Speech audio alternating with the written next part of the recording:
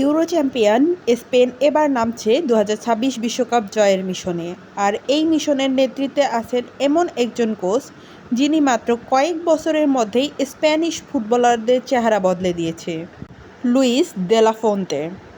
এক সময় স্পেন মানেই ছিল হাজারো পাস, ধীরগতির বিল্ড আপ আর প্রতিপক্ষকে বল না ছুঁতে দেওয়ার ফুটবল। কিন্তু দে লা ফুয়েন্তের হাতে সেই পরিস্থিতির স্টাইল পেয়েছে নতুন রূপ। এখন স্পেন অনেক বেশি সরাসরি, অনেক বেশি গতিময় এবং অনেক বেশি ভয়ঙ্কর।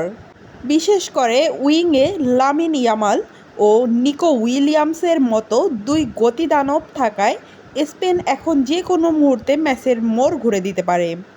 প্রশ্ন হলো, এই বিশ্বকাপে স্পেনের সেরা একাদশ কেমন হতে পারে? গোলরক্ষক পজিশনে স্পেনের কোনো সংকট নেই। একদিকে আছেন ডেভিড রায়া, অন্যদিকে দুর্দান্ত ফর্মে থাকা জন গার্সিয়া। তবুও বড় ম্যাচের অভিজ্ঞতা, আন্তর্জাতিক টুর্নামেন্টের ধারাবাহিকতা এবং কোচের আস্থার কারণে প্রথম পছন্দ হওয়ার সম্ভাবনা সবচেয়ে বেশি উনাই সিমন। ইউরো জয়ের পথে অসংখ্য গুরুত্বপূর্ণ সেভ করেছিলেন তিনি। চাপের মুহূর্তে ঠান্ডা মাথায় সিদ্ধান্ত নেওয়ার ক্ষমতাই তাকে এগিয়ে রাখে। অভিজ্ঞতা ও তারুণ্যের নিখুঁত মিশ্রণ স্পেনের ডিফেন্স বর্তমানে ইউরোর অন্যতম সুষম রক্ষণভাগ। সেন্টার ব্যাকে নেতৃত্ব দেবেন অভিজ্ঞ লাপোর্তে। তার পাশে দেখা যেতে পারে বার্সেলোনার বিস্ময় বালক পাউ কুবার্সিকে। মাত্র অল্প বয়সেই তার পজিশনিং, ট্যাকেলিং এবং বল নিয়ে খেলার দক্ষতা অনেক অভিজ্ঞ ডিফেন্ডারকেও হার মানায়। বেঞ্চে থাকবেন নির্ভরযোগ্য ইরিক গার্সিয়া। লেফট ব্যাকে রয়েছে সবচেয়ে গুরুত্বপূর্ণ প্রতিযোগিতা। একদিকে আক্রমণাত্মক মেশিন আলেজান্দ্রো গ্রিমালডো, অন্যদিকে ডিফেন্স ও প্রেসিংয়ে দুর্দান্ত মার্ক কুকুরেলা। বড় ম্যাচের অভিজ্ঞতা এবং ডিফেন্সিভ স্থিতিশীলতার কারণে কুকুরেলাই হয়তো প্রথম পছন্দ হবেন। রাইট ব্যাকে কিংবদন্তি ডেনি কারভাজাল না থাকলেও সেই শূন্যতা অনেকটাই পূরণ করেছেন পেড্রো পোর্রো। তার গতি, ওভারল্যাপিং এবং আক্রমণে অংশ নেওয়ার ক্ষমতা স্পেনের ডান দিককে আরও ভয়ঙ্কর করে তুলেছে। বিশ্বসেরা মিডফিল্ডার। অনেক বিশেষজ্ঞদের মতে বর্তমান বিশ্বকাপ দলগুলোর মধ্যে সবচেয়ে শক্তিশালী মিডফিল্ডার স্পেনের। ডিফেন্সিভ মিডফিল্ডে থাকবেন আধুনিক ফুটবলের সেরা কন্ট্রোলার রদ্রি। তার উপস্থিতি মানেই ম্যাচের গতি নিয়ন্ত্রণ, বল দখল এবং প্রতিপক্ষের আক্রমণ ভেঙে দেওয়া। আর বিকল্প হিসেবে আছেন অসাধারণ মার্টিন জুবিমেন্দ্রি। সামনে থাকবেন জাদুকর পেড্রি। তার পাসিং, ভিশন এবং সংকীর্ণ জায়গায় খেলার দক্ষতা স্পেনের আক্রমণের প্রাণ। আর তার পাশে কে থাকবে? এখানেই শুরু হয় বিতর্ক। অনেকেই চান ইনজুরি থেকে ফেরা এনার্জি কিং গাভিকে, আবার অনেকেই মনে করেন বর্তমান ফর্ম বিবেচনায় রাবিয়ান রুইস সেরা পছন্দ হতে পারে।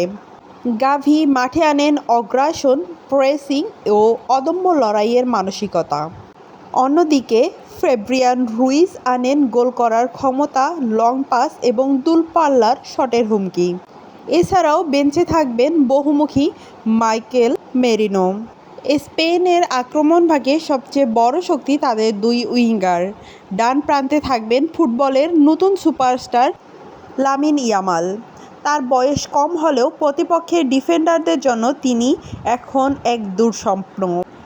Dribbling, cut in, crossing, finishing সবকিছুতেই তিনি অসাধারণ। ব্যাকআপ হিসেবে থাকবেন পিনোম। বাম প্রান্তে দেখা যাবে গতি ও বিস্ফোরণের শক্তির প্রতীক নিকো উইলিয়ামসকে। ওয়ান অন ওয়ানে তাকে থামানো বিশ্বের বর্তমান সবচেয়ে কঠিন কাজগুলোর একটি। ইয়ামাল ও নিকোর যুগলবন্দি এখন ইউরোপের সবচেয়ে ভয়ঙ্কর উইং কম্বিনেশনের একটি। দে লা ফুয়েন্তের সবচেয়ে বড় কৌশলগত অস্ত্র হতে পারেন দানি ওলমো। তিনি কখনো মিডফিল্ডে নেমে আসেন, কখনো উইংয়ে চলে যান, আবার কখনো স্ট্রাইকারের মতো বক্সে ঢুকে পড়েন। তার এই মুভমেন্ট প্রতিপক্ষের ডিফেন্সকে বিভ্রাত করে দেয়। স্ট্রাইকার হিসেবে শুরু করতে পারেন মাইকেল ওয়ারজেবেল। বড় ম্যাচে গোল করার অভিজ্ঞতা তাকে এগিয়ে রাখে, তবে ম্যাচের পরিস্থিতি অনুযায়ী শারীরিকভাবে শক্তিশালী ফরোয়ার্ড নামানোর প্রয়োজন হলে অন্য বিকল্প ব্যবহার করতে পারেন কোচ। দে লা ফুয়েন্তের মাস্টার প্ল্যান। স্পেনের আক্রমণের শুরু হবে রদ্রি অথবা পেড্রোর পা থেকে। মাঝপথ থেকে দ্রুত বল যাবে ইয়ামাল কিংবা নিকোর দিকে। দুই ফুলব্যাক কুকুরেলা ও পেড্রো পারে সামনে উঠে গিয়ে উইংয়ে সংখ্যাগত সুবিধা তৈরি করবেন। অলমো মাঝের ফাঁকা জায়গাগুলো কাজে লাগাবেন। ওয়ারজাবাল বক্সে জায়গা তৈরি করবেন, আর বল হারানোর সঙ্গে সঙ্গেই শুরু হবে ভয়ঙ্কর কাউন্টার প্রেসিং, অর্থাৎ প্রতিপক্ষ নিজেদের অর্ধে বল পাওয়ার আগেই স্পেন তা কেড়ে নেওয়ার চেষ্টা করবে। এই কৌশলেই ইউরো জয়ের পথে তাদের সবচেয়ে বড় অস্ত্র ছিল। গোলরক্ষক Unai Simon, defender Pedro Porro, Pau Cubarsi, Aymeric Laporte, Marc Cucurella. Midfielder Rodri, Pedri, Fabian Ruiz বা Gavi. Forward Lamine Yamal, Dani Olmo, Nico Williams. এখানে সবচেয়ে বড় প্রশ্ন, এই স্পেন কি 2010 সালের পর দ্বিতীয়বারের মতো বিশ্বকাপ ট্রফি ঘরে তুলতে পারবে, নাকি আবারও কোনো শক্তিশালী প্রতিপক্ষ তাদের স্বপ্ন ভেঙে দেবে? আর আপনার মতে মাঝ মাঠে গাভি নাকি ফেবিয়ান রুইস কাকে খেলানো উচিত? কমেন্টে জানাতে ভুলবেন না। এমন আরও নিত্য নতুন ভিডিও আপডেট পেতে আমাদের চ্যানেলটিকে সাবস্ক্রাইব করুন এবং ভিডিওটি ভালো লাগলে লাইক, কমেন্ট এবং শেয়ার করুন। ধন্যবাদ সবাইকে।